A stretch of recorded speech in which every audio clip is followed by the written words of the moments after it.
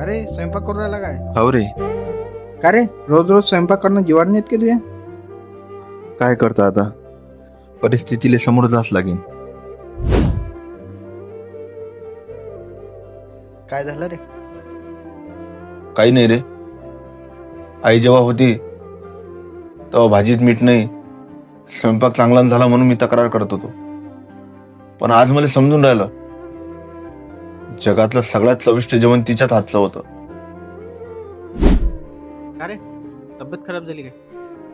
अरे अचानक झाली रे. बाबा गेले औषध आणायला. चांगली औषध घे ना मग. आता औषध मानत नाही रे एकदम. अगोदर जेव्हा आई डोक्यावर मायेचा हात फिरवत होती तेव्हा औषधचं काम न पडे. जाऊ दे बस. अरे कधीपर्यंत घरचे सगळेच कामं तू करशील? तुझ्यासाठी चांगली सोयरीक आणली आहे मी. अन पोरीवाल्याला सांगितलं की दोघंच बापले काय, तर त्यानं पटकन होकार दिला. काका त्याला नाही सांगला. पण कहून?